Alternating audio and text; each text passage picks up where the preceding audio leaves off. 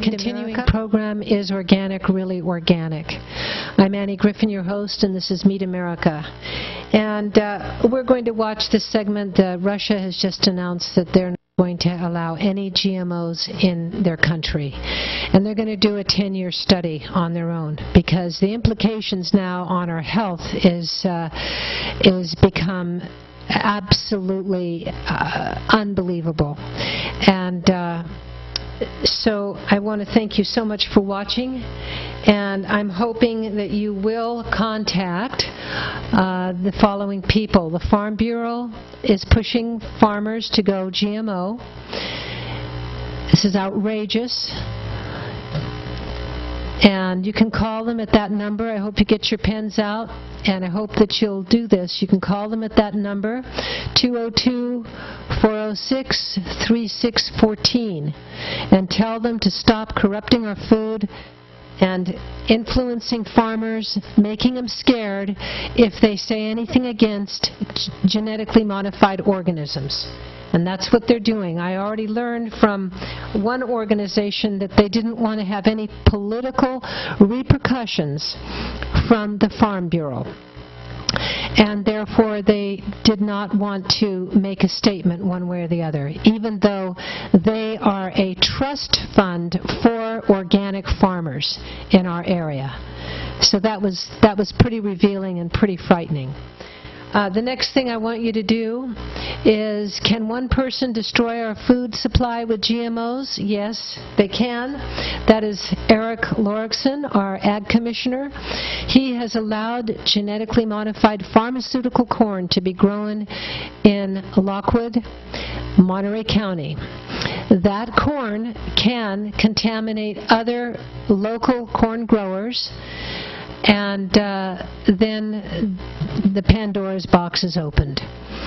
So it's very important that you contact the Agricultural Commissioner. You can look online and just type in Monterey Agricultural Commissioner, or you can contact Bob Roach, his assistant, at that number and state your concern about genetically modified organisms coming into Monterey County.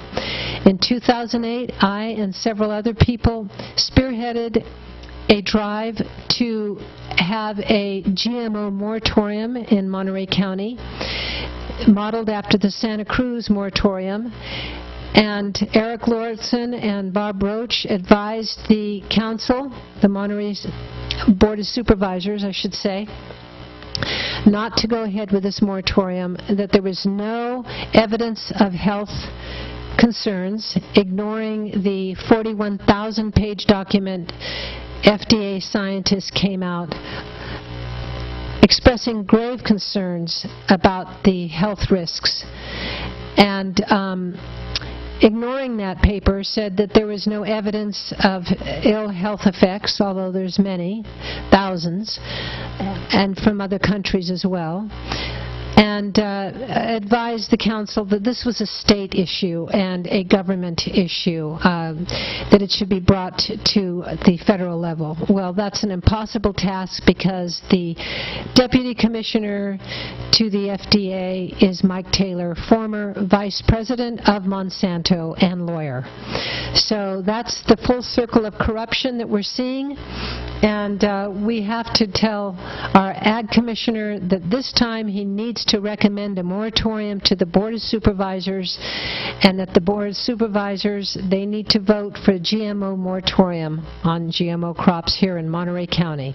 Monterey County supplies about 80% produce to the rest of the nation, and we have one of the largest organic industries, and Monsanto is known for going into areas where there is organic growing in large numbers and large yields and planting right next to them.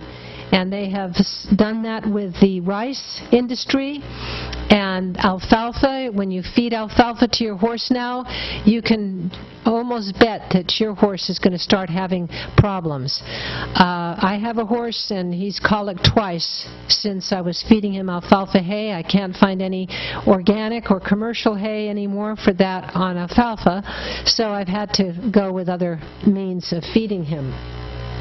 Please contact your Monterey County Board of Supervisors and tell them they need to vote for the GMO moratorium. Educate them. Educate yourself, please.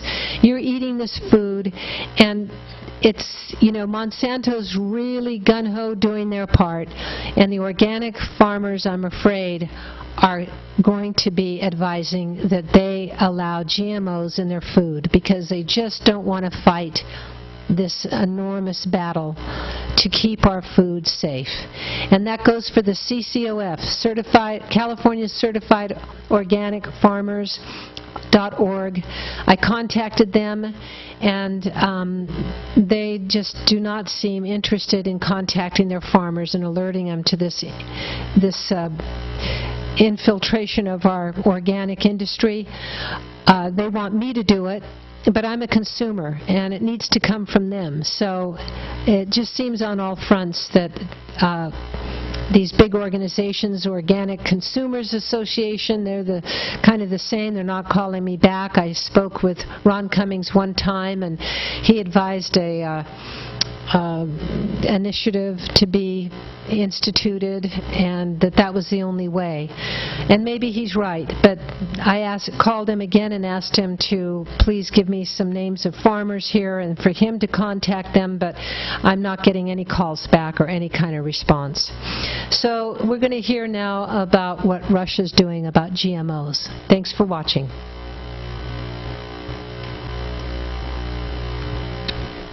I've said it before, and Vladimir Putin has come out and made statements that he would not allow and would not let GMOs enter his country, and then they would put specific limits on doing so. Well, they've made these statements, but nothing has come out and been made official until now. Now they're coming out and stating officially, announcing Russia will no longer import GMO products, stating that the nation has enough space, resources, and land to produce organic food for themselves. He says if the Americans like to eat GMO products, let them eat it. We don't need to do that. We have enough space and opportunities to produce our own.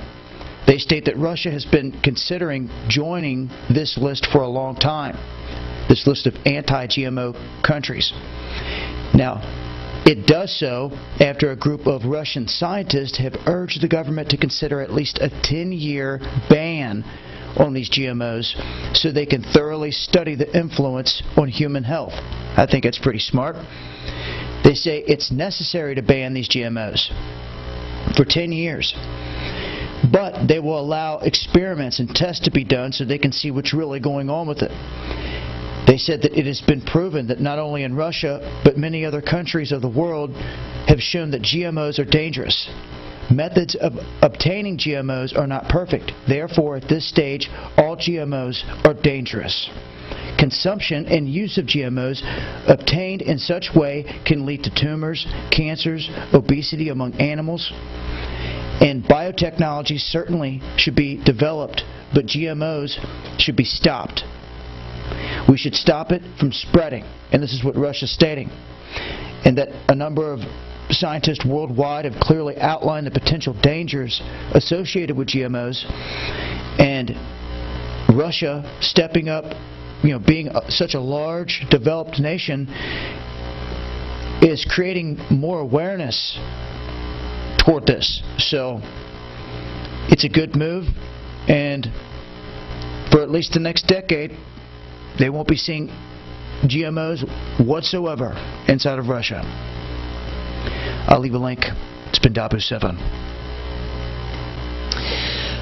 We are now going to listen to GMOs and USDA certified organic food. What does that mean? The USDA is mandated by the FDA to recommend certain food products. And the head of the FDA is the former Vice President and lawyer of Monsanto, Mike Taylor. So that's why we're not making much progress in America about getting food labeled GMOs. We're having to do it independently with the non-GMO verified project.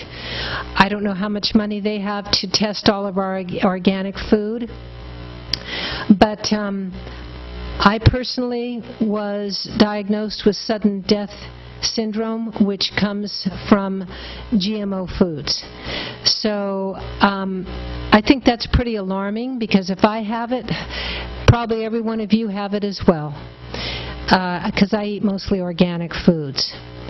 So first we're going to listen to this presentation, and then we're going to listen to Dr. Huber from Purdue University describing how sudden death syndrome originates in our guts, builds up poisons in our systems, and to the point where our heart stops. Thanks for listening. My name is Brendan Bombachi. I have created this presentation for the sake of demonstrating to the public how genetically modified organisms may have already corrupted or can yet corrupt the food supply within the National Organic Program of the USDA. The following is copyrighted in text in the book A Need to Know Basis: Secrets of Your Favorite Foods and Stimulants, published by myself last year. Please check out the Facebook community as listed on the left in order to join the group spreading consciousness about this current issue. We think we've all got a pretty good idea of what organic means, but we may be a tad misled. This is the PR from the USDA. Organic is a labeling term that indicates that the food or other agricultural product has been produced through approved methods. They integrate cultural, biological, and mechanical practices that foster cycling of resources, promote ecological balance, and conserve biodiversity. Synthetic fertilizers, sewage sludge, irradiation, and genetic engineering may not be used. This sounds great, but it is meant to. It's good to peer behind the curtain and take a look at federal law. The Electronic Code of Federal Regulations contains the statutes for basically all federal law in the United States. I did my digging in the National Organic Program standards, as you can see here, and found in Title VII Agriculture, Part 205, Subpart A, definitions. The definition of organic is a labeling term that refers to an agricultural product produced in accordance with the Act and the regulations in this part. It doesn't mean what people think organic means. It's a little bit more business-like. So what does that mean for the consumer? Well, unfortunately, the only place where GMOs are outlawed in the program is here in the definitions subpart A of Agriculture Part 205, Statute 205.2, terms defined. It's a variety of methods used to genetically modify organisms, including cell fusion, microencapsulation, macroencapsulation, recombinant DNA technology, and so forth. It doesn't say excluded materials or plants or animals. It's methods, so you cannot do the laboratory practice of genetic modification when you're enrolled in the organic program, when you're certified. So, as a consequence of this, producers must use organically grown seeds, annual seedlings, and planting stock, except non-organically produced untreated seeds and planting stock may be used to produce an organic crop when an equivalent organically produced variety is not commercially available. Further, non-organically produced seeds and planting stock that have been treated with a substance included on the national list of synthetic substances allowed for use in organic crop production may be used to produce an organic crop when an equivalent organically produced or untreated variety is not commercially available. And non-organically produced annual seedlings may be used to produce an organic crop when a temporary variance has been granted in accordance with Statute 205.290A2. Let's get to that and then come back to this. So temporary variances cover natural disasters declared by the Secretary. They cover also damage caused by drought, wind, flood, excessive moisture, hail, tornadoes, earthquakes, fires, or other business interruptions. I mean, we'll leave it up to you. Business interruption is kind of vague. I mean, that could mean power outages, it could mean employee strike, it could mean equipment failure. You know, so under any of those circumstances, we can use non-organic seed. The only thing that's prohibited is materials under Statute 205.105. Now, these are not the same as excluded methods. The only thing that we see here is synthetic substances and ingredients, non-synthetic substances, non-agricultural substances, and non-organic agricultural substances used in or on processed products, except as otherwise provided in Statute 205.606. But as we can already see, non-organic seeds can be used in the organic program. So, I mean, this is pretzel logic. Furthermore, annual seedings and planting stock. The following considerations could be acceptable to justify use of non-organic seeds and planting stock. So on. Quality considerations. Examples may include but are not limited to germination rate of the seed, presence of weed seeds in the seed mix, shelf life and stability of the seeds, and disease and pest resistance. So with any of those problems, you can file a temporary variance for the use of genetically modified seed. And luckily, the following records should be maintained by organic producers: a list of all seed and planting stock indicating any non-organic seeds or stock used, and the justification for their use, including lack of equivalent variety, form, quality, or quantity considerations. And you can get that through the Freedom of Information Act, all that information. We'll get to that. Back to the document we were looking at before that tangent. Number 4, non-organically produced planting stock to be used to produce a perennial crop may be sold, labeled, or represented as organically produced, say potatoes, sweet potatoes, beets, only after the planting stock has been maintained under a system of organic management for a period of no less than a year. So what? It can still be genetically modified. It's perennial. It's going to come back and come back. 5. Seeds, annual seedlings, and planting stock treated with prohibited substances may be used to produce an organic crop when the application of the materials is a requirement of federal or state phytosanitary regulations. Think Salmonella, think E. coli. With these outbreaks, the current standards that are Codex Alimentarius in the United States will be legalizing the use of pesticides and irradiation and so forth under any circumstances where there is fear for these kinds of outbreaks. So you can expect that in the future. For livestock, products that are to be sold, labeled, or represented as organic must be from livestock under continuous organic management from the last third of gestation or hatching. Modification before that is fine. Poultry or edible products must be from poultry that's been under continuous organic management beginning no later than the second day of life, once again. Modification before that is fine. Dairy animals, continuous organic management beginning no later than 1 year prior to the production of the milk or milk products that are to be sold, labeled, or represented as organic. So, I mean, they can be grown with hormone therapy and antibiotics and genetic modification and so forth, you know, and so they're already altered, and then as long as for a year they're clean, they're good in the organic program, even though they're modified. Now, crops and forage from land, including the organic system plan of a dairy farm, that is, in the third year of organic management, may be consumed by the dairy animals of the farm during the 12-month period immediately prior to the sale of organic milk and milk products. Okay. Breeder stock below. Livestock used as breeder stock may be brought from a non-organic operation onto an organic operation at any time, provided that if such livestock are gestating and the offspring are to be raised as organic livestock, the breeder stock must be brought onto the facility no later than the last third of gestation. So, I mean, this is circular. We can see that modification is fine, once again. Forward, an actual policy memorandum from the head of the National Organic Program, Miles McAvoy, says the use of GMOs is prohibited in organic production and handling. The NOP regulations prohibit the use of GMOs as excluded methods, such as planting genetically modified seeds, which would require a specific intent and render any product ineligible for organic certification. Let's take a look at excluded methods again. I don't remember seeing anything in there about planting genetically modified seeds. Laboratory conditions, laboratory experiment, nothing about planting genetically modified seeds or using non-organic seed, as we've already seen, is okay to do in certain circumstances. So, furthermore, in the bold, The presence of a detectable residue from a genetically modified organism alone does not constitute a violation of this regulation of the National Organic Program. So you can have residue in there from GMOs and just keep doing what you're doing. Furthermore, more bold below, no federal agency, including EPA or USDA, has established tolerance levels for the inadvertent presence of the products of excluded methods, GMOs. So you get a slap on the wrist, you keep doing what you're doing, selling organic when it's not.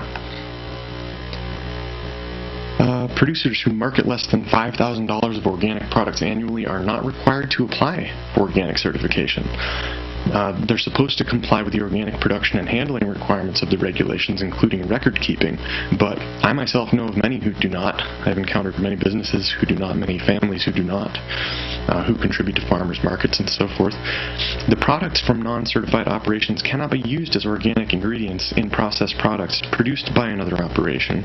So processed product, mind you, can't be used as feed and may not display the USDA organic seal. However, the seed used for furthering of crop production is still considered non-GMO as a supply for large-scale farmers.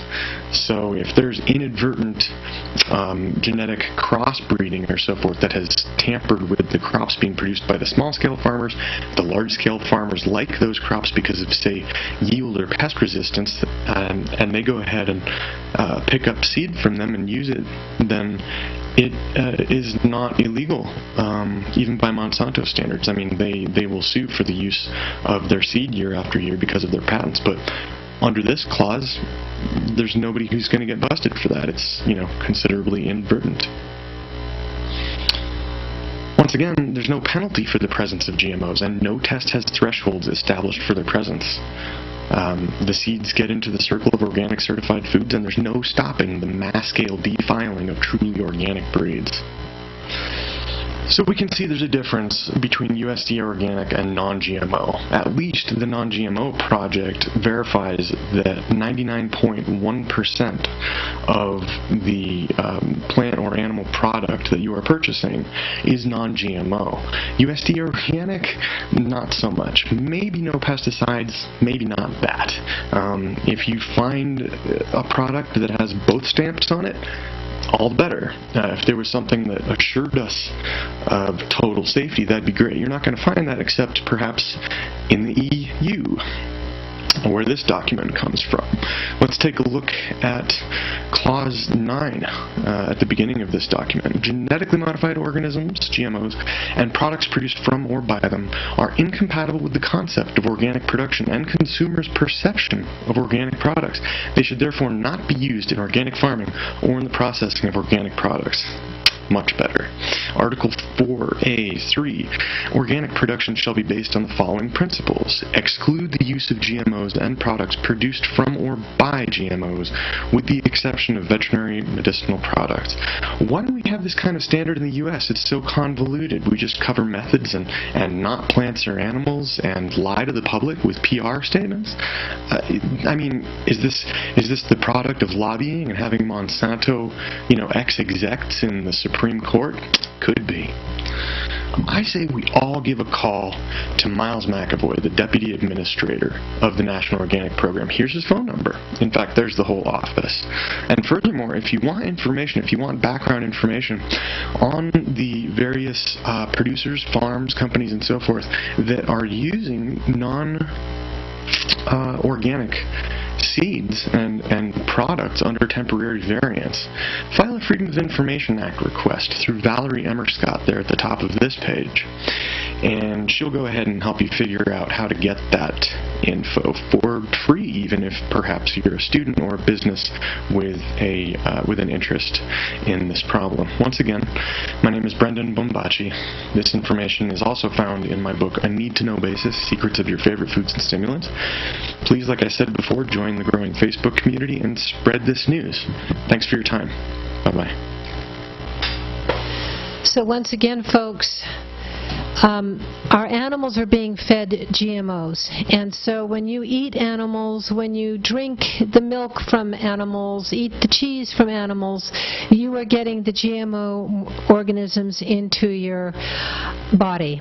And what they have found, and you can get this report from Dr. Huber on YouTube, Purdue University, he studied this for 15 years, the GMOs are not recognized by the body as a food. They're recognized more like a virus. So your immune system starts an allergic reaction to the GMOs. And when they go into your gut, they start killing the good bacteria in your gut. And it builds up a botulism type of bacteria that builds up and causes sudden death syndrome. So you can look up sudden death syndrome. And who's all for GMO products and is pushing it very heavily to the point where farmers are afraid to go against them? The Farm Bureau is pushing farmers to go GMO. So I'm hoping that you'll contact the Farm Bureau at their headquarters there and tell them to stop corrupting our food and ruining our health and stop trying to influence farmers and our legislators to promote GMO on all levels. And also, can one person destroy our food supply here in Monterey County with GMOs and is doing so? Yes. Eric Lorikson, our Ag Commissioner, is definitely responsible for that.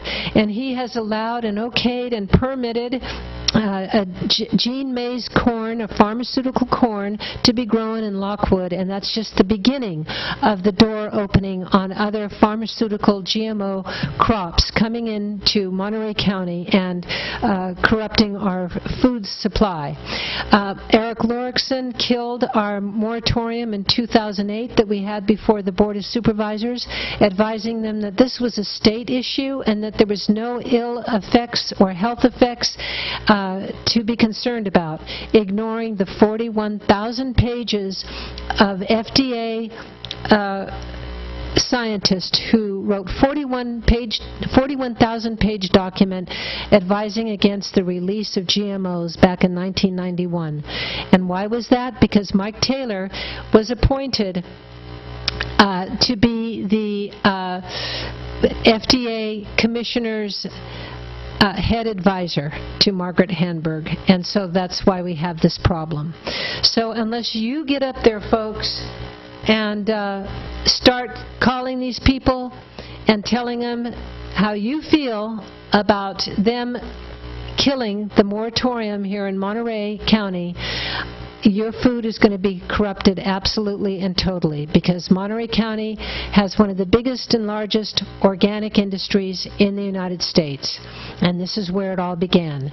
So they need to hear from you so they can change their mind, and because they're a government agency, that's going to be really hard to do. Tell your Monterey Board of Supervisors to vote for a GMO moratorium on GMO crops in Monterey, just like we tried to do in 2008, and educate them. There's their number. I know it all sounds overwhelming to you, but when you get the health problems such as cancer, colitis, holes in your gut, sudden death syndrome, all these things, infertility, when you find you can't have children, maybe at that point when you spent that much energy trying to find out what's wrong with your health, you could have just called these people and let them know. And that's what we need to do. So I can't do it without your help, and I hope you'll call these California Certified Organic Farmers organization and tell them that they need to get their farmers activated to also call, because they're not doing that so far. I want to thank you so much for watching Meet America, and please do your part.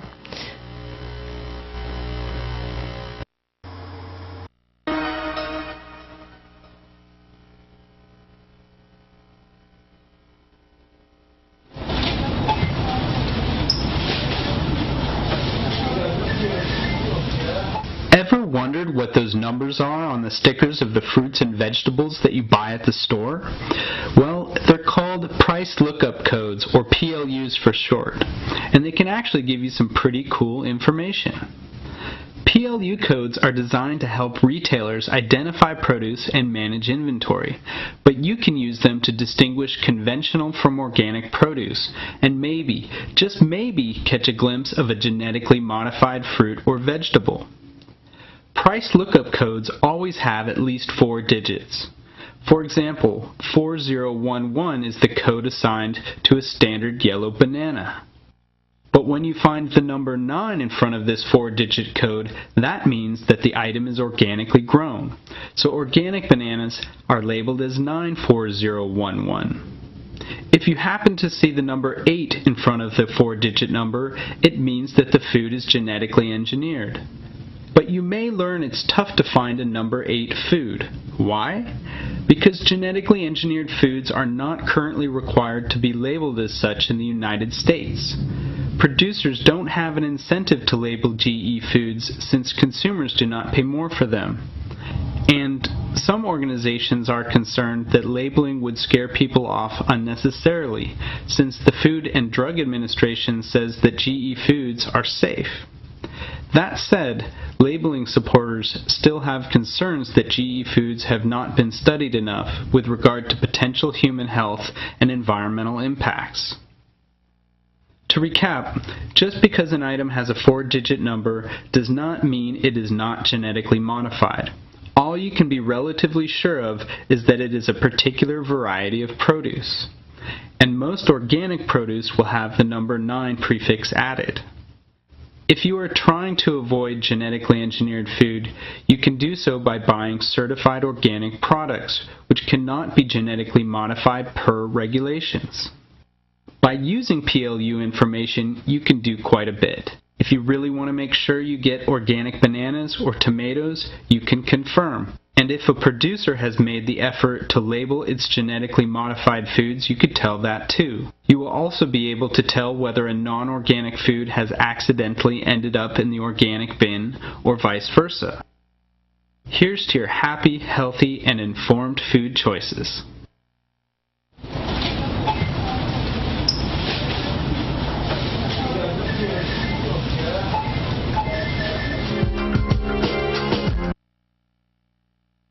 Dr. Group, who's an expert in GMOs, and one of the biggest questions I get in my inbox every single day when I look is how do I avoid GMOs, and specifically when I'm going to the grocery store, what can I buy that's GMO free? Well, we're going to talk about what you're actually going to find in the grocery store, which products are most likely to contain GMOs, and then how to avoid them. So first of all, Dr. Group of Global Healing Center, we're running the Monsanto Video Revolt together, and tell us a little bit about, first of all, is it even possible to avoid GMOs?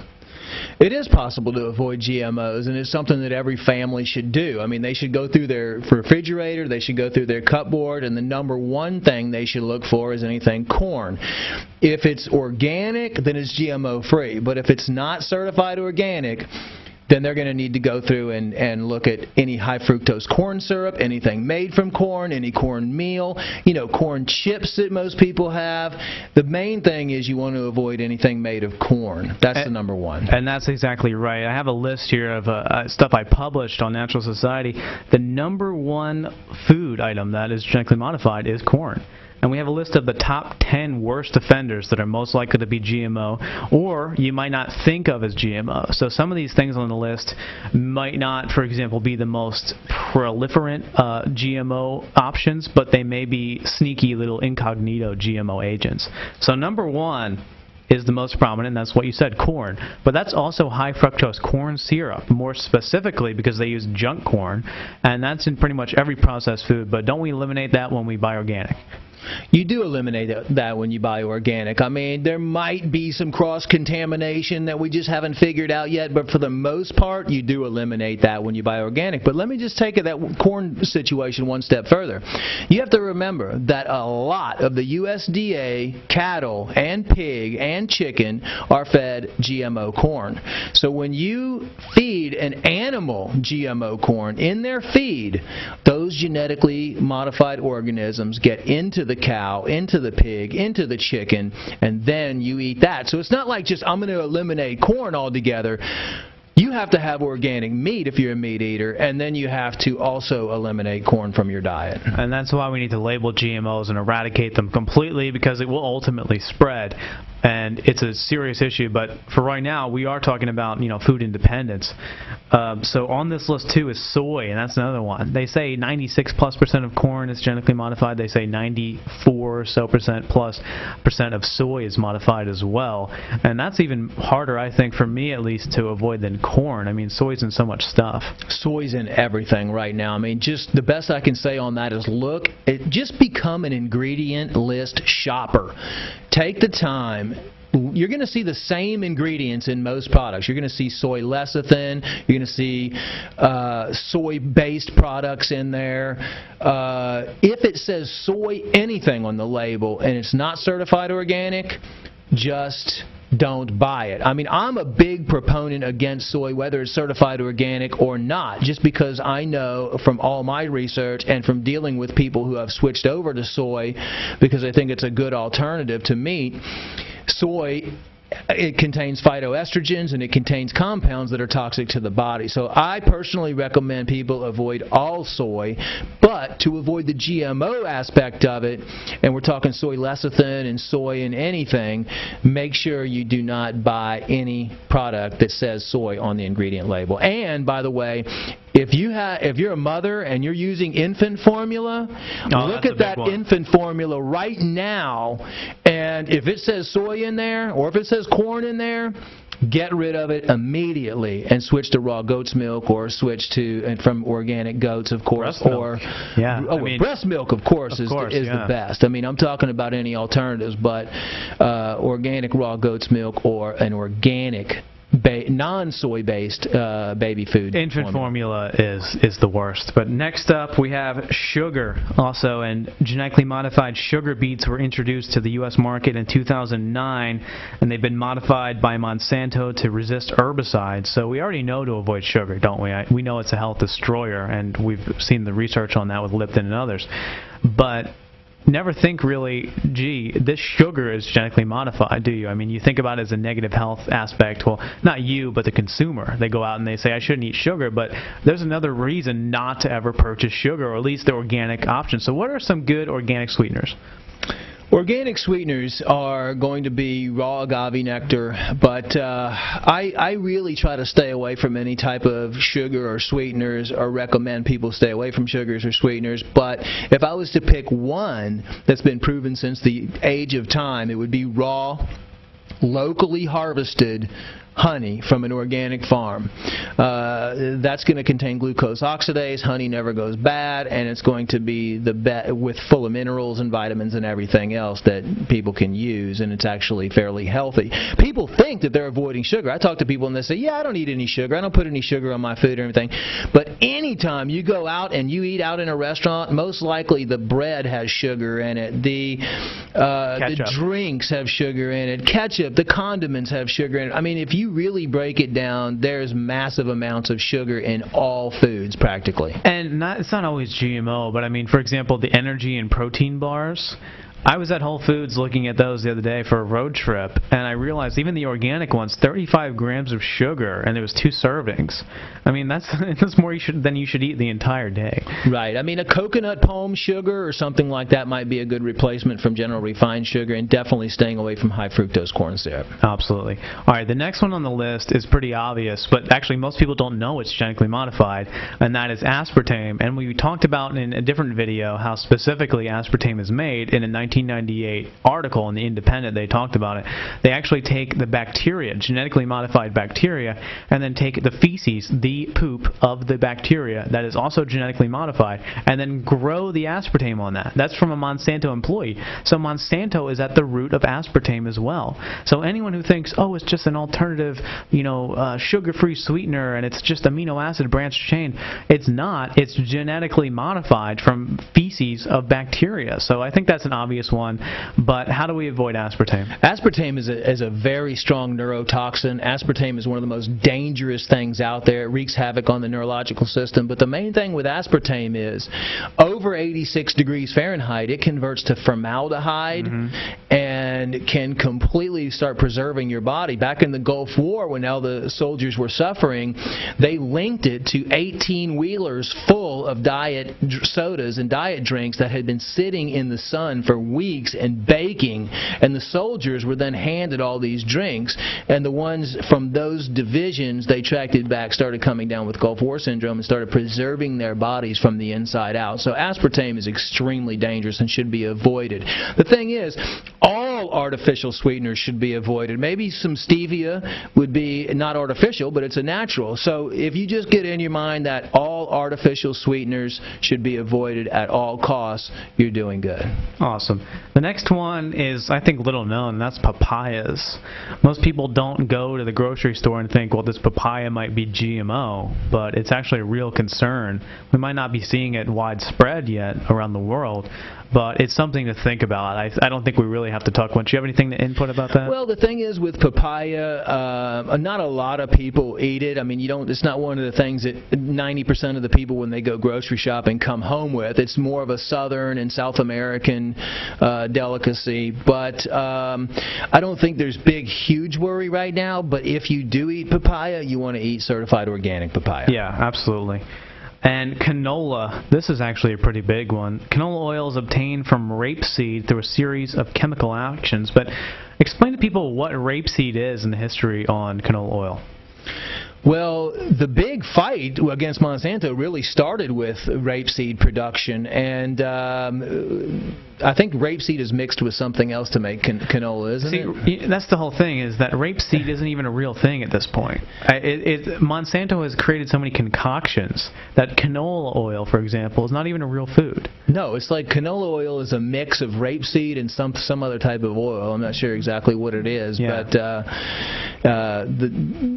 the fact that rapeseed or canola oil is in a lot of different things, and even sometimes mixed in fryers at fast food restaurants, is what you have to avoid. So, I mean, another good point with oils is make sure that when you're at a restaurant, you can ask them what kind of oil they cook stuff in, and just avoid fast food restaurants anyway, because, I mean, that's just going to, all the stuff at a fast food restaurant, the beef is genetically fed cattle, the, oils that they use are genetically modified. Salad, the supposedly healthy salad. We did an article has, for example, McDonald's, the McNuggets have the same chemicals used to make a yoga mat.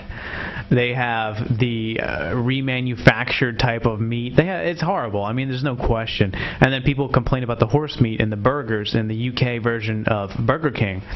But the fact of the matter is there's way worse things than even the horse meat, which is pretty crazy itself. So the best thing is I would just avoid canola anyway. Really, the best oils to use, just forget about all those oils. The best oils to use are going to be organic, cold-pressed, unrefined coconut oil. You can cook with that. It goes up to high temperatures without denaturing the oil. It's great for the skin, too. It's a medium-chain triglyceride oil. Coconut oil is reversing Alzheimer's disease and Parkinson's and dementia right now. It's an amazing substance. Use grapeseed oil, certified organic grapeseed oil, and the best is just olive oil. I mean, you can use olive oil for anything. It tastes great. Not high heat cooking, salad. though. Yeah. Not with your cooking. I mean, you can use it for salads and you can use it for other stuff. If you're cooking at low temperatures, it's not that bad. But we could go into detail about that, making sure you don't even cook with a Teflon pan. Right. And stuff, but for now, it's a good alternative at least to canola oil, which hopefully no one's buying. I've never actually seen anyone purchase a big thing of canola oil to cook with. That would be like well, there are restaurants purchase it, and then there are people that actually purchase canola oil. So. Right. Well, they need to stop doing that. Next one is cotton oil, and that's originating in India and China, and of course is oftentimes GMO. I mean, GMO cotton is a pretty big thing as well. I mean, obviously purchase organic shirts and clothing if you can, but I mean, cottonseed oil is something that's in a lot of products, and it just goes back to checking the ingredients once again, doesn't it? The best thing I can say for cottonseed, it's usually cottonseed oil, and you will find it on ingredient lists. Just look for the ingredients, and if you see cottonseed oil on there, don't buy it. That's not a really big thing. No one needs an alternative to cottonseed oil. No one uses it effectively. And 8 is dairy, because we know that, the bovine growth hormone, Monsanto's cloned injectable hormone that goes into the cows and ultimately kills them, is still in 30% of the milk in the United States. So ultimately it comes down to, sure, you can buy organic milk, but even raw milk is better, or any form of goat's milk, as you were mentioning. I think avoiding dairy is actually recommended to a pretty large degree by most experts. Anyway, I mean, especially if it's not organic.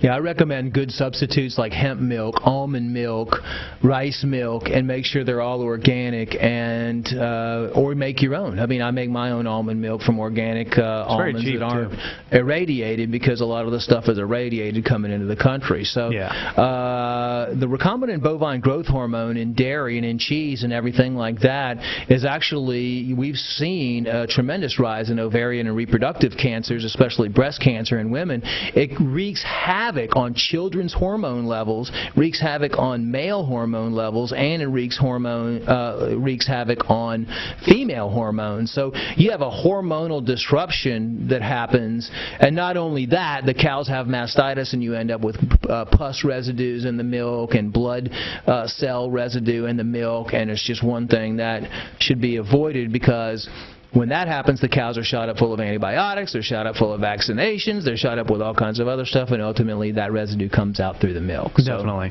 So the last two are not really as big, and I don't think we need to go in depth, but they're zucchini and yellow squash. And they're modifying to resist certain viruses. They're not really a big deal right now, such as corn or anything like that, or soy. But it's something to think about if you're constantly purchasing zucchini and squash, to make sure you're buying organic alternatives, or at least non-GMO, because this will be an increasing issue over the years. Yes. So I think this helps a lot of people. I mean, even if they're not going to buy 100% organic, they can know that these are the trigger items. We're going to put them up on screen for your convenience right now. And you'll be able to at least identify these things that you need to purchase non-GMO every single time you go to the store. Yes. I recommend people educate themselves about GMOs. Watch the movie Genetic Roulette is a good documentary. Another one is Seeds of Death. You can watch both of those for free on YouTube, and that'll give you a good understanding on GMOs. And also, Anthony, I recommend everybody watch our video that we did on how to detoxify your life of GMOs and how to detoxify your body of GMOs. We'll put that link up on the screen right now for people to click on too, and also participate in, of course, the Monsanto Video Revolt July 24th, or MonsantoVideoRevolt.com. Learn the information, upload your videos against Monsanto. Thanks a lot for watching, and we're going to do another video real shortly here on some more information. Thank you.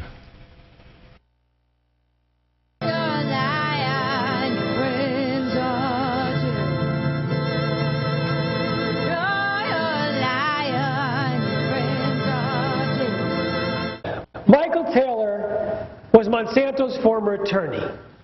He was an outside attorney, and he also worked with the biotech organization to create what they wanted as the ideal regulatory framework so that they can get GMOs with essentially no government oversight. So he created that structure, that plan, and then, because primarily of Monsanto's influence, the first Bush administration told the FDA, promote biotechnology. Get it on the market quickly. So the FDA created a position for Michael Taylor to be in charge of policy. And sure enough, he was able to implement that plan that he had developed as a private attorney, which went something like this. GMOs are safe, they need no testing, they need no notification. Monsanto, who told us that PCBs, Agent Orange, and DDT were safe, could put GMOs on the market without telling the FDA or consumers, thank you very much. That was it. You can create a GMO in your basement, and thanks to Michael Taylor, you don't have to tell the FDA or consumers if you want to sell it at the farmer's market, at Safeway. You can just sell it. All based on this one sentence that the agency is not aware of any information showing that GMOs are significantly different, etc. And that is a lie. The overwhelming consensus among the scientists working at the FDA, according to the 44,000 secret internal FDA memos that were made public due to a lawsuit, showed that the overwhelming consensus was exactly the opposite of that sentence. That GMOs were dangerous and can lead to allergies and toxins and new diseases and nutritional problems. Over and over and over again, they urged their superiors to require studies. But they were ignored. Their warnings were denied, and Michael Taylor went on to become Monsanto's vice president and chief lobbyist, and now, under the Obama administration, he's back at the FDA as the U.S. food safety czar. So the person who I believe is responsible for more food-related illnesses and deaths than anyone in human history is in charge of the safety of the U.S. food supply.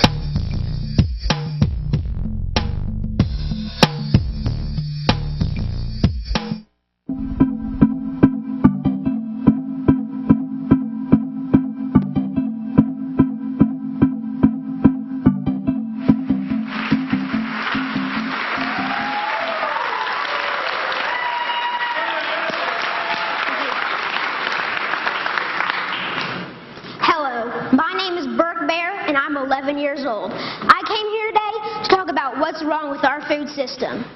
First of all, I would like to say that I'm really amazed at how easily kids are led to believe all the marketing and advertising on TV, at public schools, and pretty much everywhere else you look. It seems to me like corporations are always trying to get kids, like me, to get their parents to buy stuff that really isn't good for us or the planet. Little kids especially are attracted by colorful packaging and plastic toys. I must admit, I used to be one of them. I also used to think that all of our food came from these happy little farms where pigs rolled in mud and cows grazed on grass all day. What I discovered was this is not true. I began to look into this stuff on the internet, in books, and in documentary films, in my travels with my family. I discovered the dark side of the industrialized food system. First, there's genetically engineered seeds and organisms. That is when a seed is manipulated in a laboratory to do something not intended by nature, like taking the DNA of a fish and putting it into the DNA of a tomato. Yuck. Don't get me wrong. I like fish and tomatoes, but this is just creepy. The seeds have been planted, then grown. The food they produce have been proven to cause cancer and other problems in lab animals. And people have been eating food produced this way since the 1990s, and most folks don't even know they exist. Did you know rats fed genetically engineered corn had developed signs of liver and kidney toxicity? These include kidney inflammation and lesions and decreased kidney weight. Yet almost all the corn we eat has been altered genetically in some way. And let me tell you, corn isn't everything. And don't even get me started on the confined animal feeding operations called CAFOs. Conventional farmers use chemical fertilizers made from fossil fuels that they mix with the dirt to make plants grow. They do this because they've stripped the soil from all nutrients from growing the same crop over and over again. Next, more harmful chemicals are sprayed on fruits and vegetables, like pesticides and herbicides, to kill weeds and bugs. When it rains, these chemicals seep into the ground or run off into our waterways, poisoning our water too. Then they irradiate our food, trying to make it last longer, so it can travel thousands of miles from where it's grown to the supermarkets. So I asked myself, how can I change? How can I change these things? This is what I found out. I discovered that there's a movement for a better way.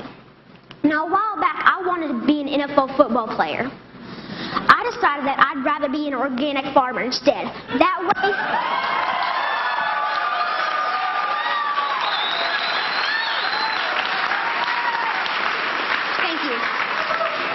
And that way I can have a greater impact on the world. I learned about this guy named Joel Salatin. They call him a lunatic farmer because he grows against the system.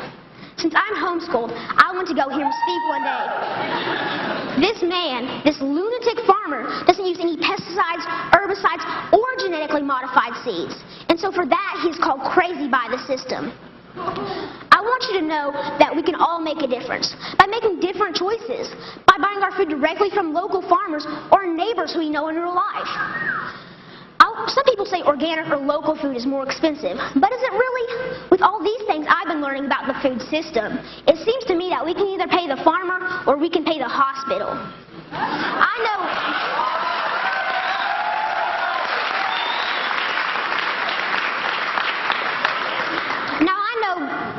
know definitely which one I would choose. I want you to know that there are farms out there, like Bill Keener and Sequatchie Coast Farms in Tennessee, whose cows do eat grass and whose pigs do roll in the mud, just like I thought. Sometimes I go to Bill's farm and volunteer so I can see up close and personal where the meat I eat comes from. I want you to know that I believe kids will eat fresh vegetables and good food if they know more about it and where it really comes from. I want you to know that there are farmers markets in every community popping up. I want you to know that me and my brother and sister actually like eating baked kale chips. I try to share this everywhere I go. Not too long ago, my uncle said that he offered my 6-year-old cousin cereal. He asked if he wanted organic toasted O's or the sugar-coated flakes. You know, the one with the big striped cartoon character on the front. My little cousin told his dad that he would rather have the organic toasted O cereal because Burke said he shouldn't eat sparkly cereal. And that, my friends, is how we can make a difference, one kid at a time. So next time you're at the grocery store, think local. Choose organic, know your farm, and know your food. Thank you.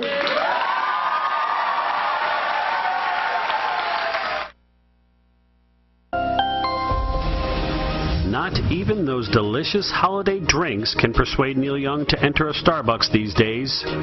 Young argues that the company is involved with a lawsuit against the state of Vermont's new requirements to label genetically modified ingredients. Last spring, the state passed a law that would make it mandatory for all food products, minus dairy, meat, and alcohol, and food served in a restaurant to be labeled. In Starbucks' defense, the company says they are not even part of Monsanto's lawsuit to stop food labeling.